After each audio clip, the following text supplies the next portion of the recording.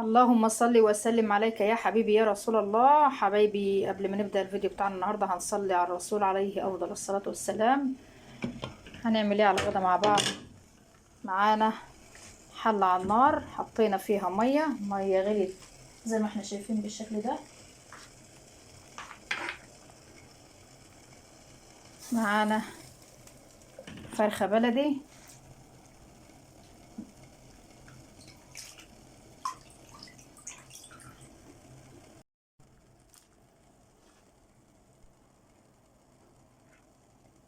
طبعا معانا طماطمايه قطعناها اربح كده، جزرايه، بصلايه بالشكل ده. هننزل على الفرخة بتاعتنا.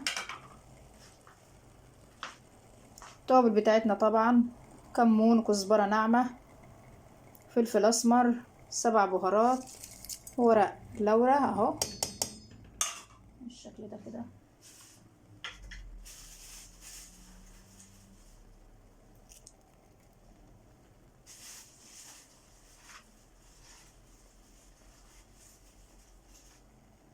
معنا طبعا كباب صيني، روزماري،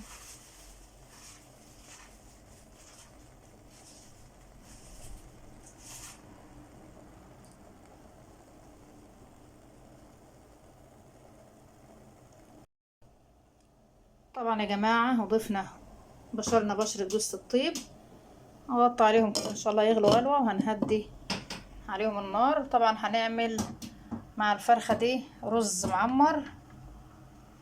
حطينا كيلو لبن على النار هيغلي كده ان شاء الله. هنعمل رز معمر بإذن الله، وهنعمل طاجن بسلة بالخضار كده.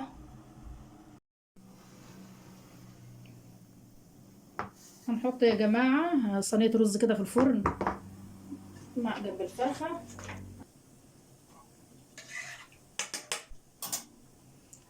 طبعا معانا كيلو لبن مغلي، ظبطنا طبعا الملح بتاعه.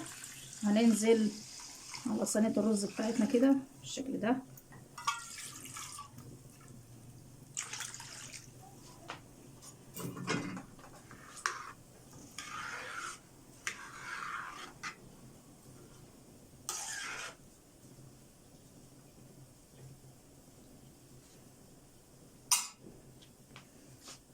زي ما احنا شايفين كده يا حبايبي اهو.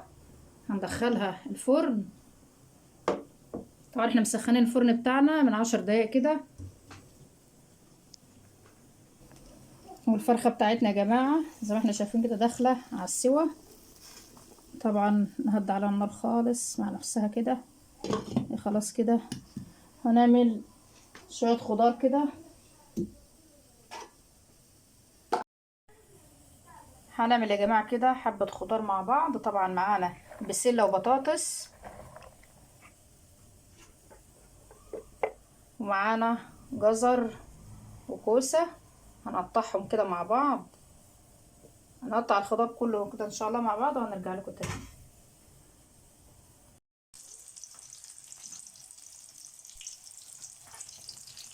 هنعمل صينية الخضار مع بعض يا جماعة. طبعا نزلنا معلقة زيت، بصلاية كده قطعناها كده حلقات زي ما احنا شايفين بالشكل ده اهو. بدون تشويحة كده مع شوية التوابل بتاعتنا. طبعا كمون، 7 بهارات، كزبرة ناعمة، فلفل اسمر.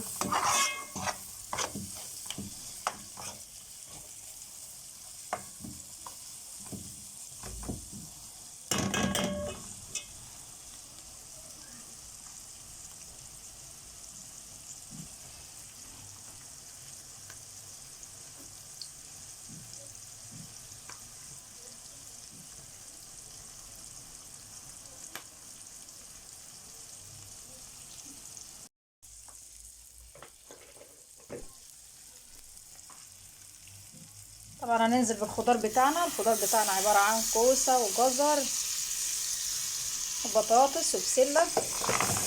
هننزل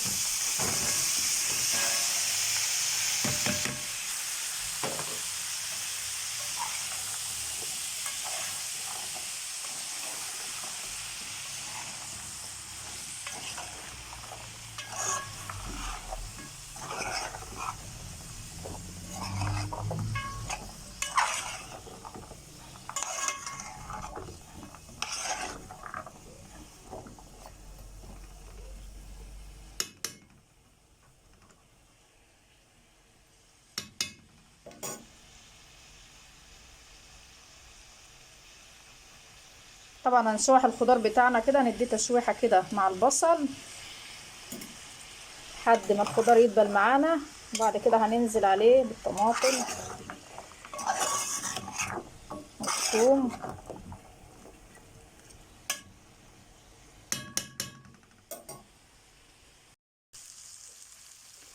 الخضار بتاعنا كده يا جماعه خلاص يعتبر دبل معانا. هنحط مكعب مرقه،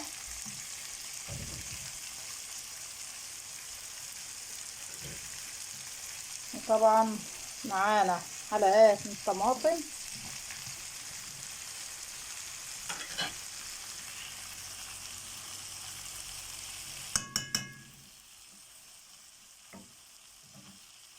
طبعا معانا دي معلقه تخديعه كانت فاضله معانا متبقيه من المحشي. هنقلب كل الحاجه دي كلها مع بعض اهو.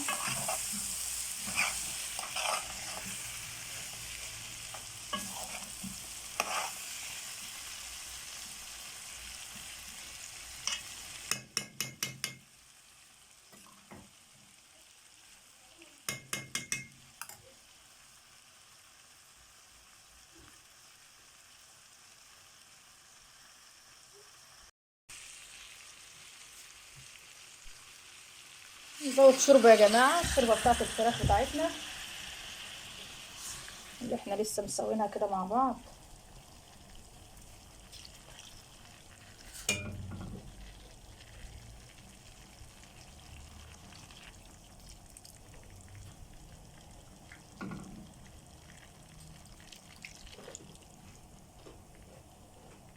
وعايزين طبعا ندخل لها لحمه فراخ، طبعا عملناها مع بعض قبل كده باللحمه وبالفراخ، طاجن تورلي.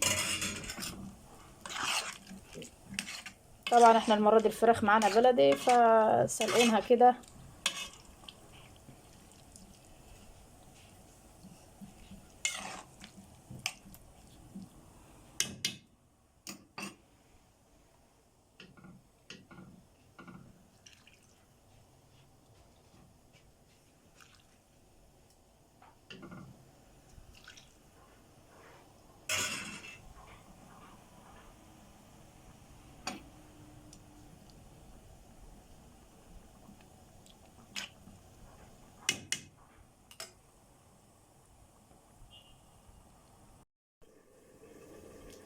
وده شكل صينيه الرز بعد ما خرجناها من الفرن. ايه رايكم بالشكل ده اهو؟ طبعا مسيحين الزبده، زبده فلاحي يا جماعه، زبده بقري، مسيحينها طبعا بالشكل ده. هننزل على الرز بتاعنا، طبعا نعمل له فتحات كده عشان الزبده، طبعا الفتحات دي علشان الزبده تنزل كلها في كل حبات رز زي ما احنا شايفين اهو.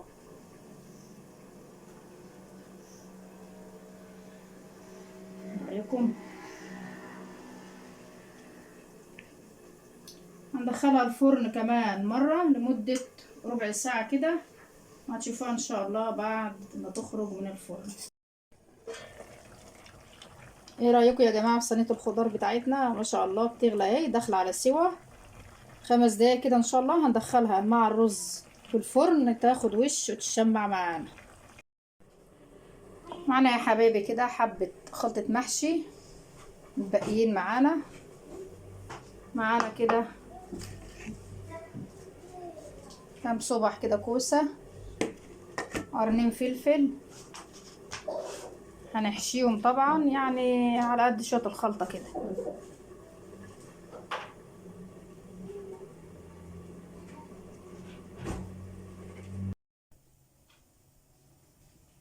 كده يا جماعة ندخل صينية الخضار بتاعتنا الفرن مع الرز.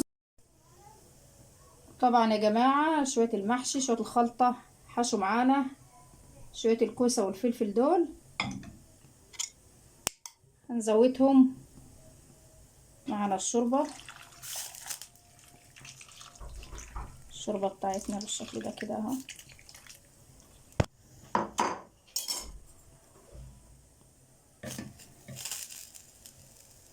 هيغلوا غلوة ان شاء الله معانا كده، وهنهدي عليهم النار. وده يا جماعة شكل صينية الرز بعد ما خرجناها من الفرن. طلعت معانا ما شاء الله بالشكل ده. طبعا معانا طاسة على النار كده، حطينا فيها معلقة زبدة، هنحمر الفرخة بتاعتنا. وده المحشي يا جماعة، ايه رأيكم؟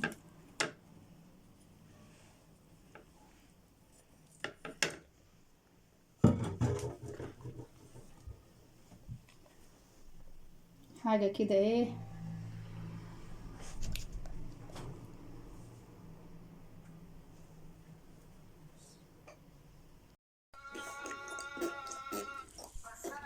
شوفوا الرز يا جماعة،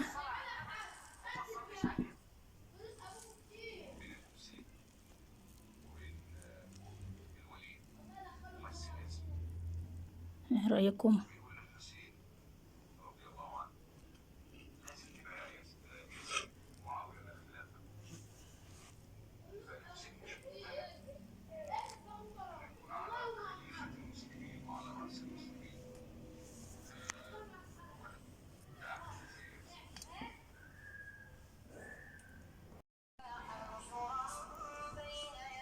وده كان غدانا يا جماعة. طبعا زي ما احنا شايفين الفرخة بتاعتنا، صينية الرز، المحشي، ومعنا طبعا شوربة خضار، وطبعا صينية الخضار بتاعنا. حاجة كده الله أكبر عليها.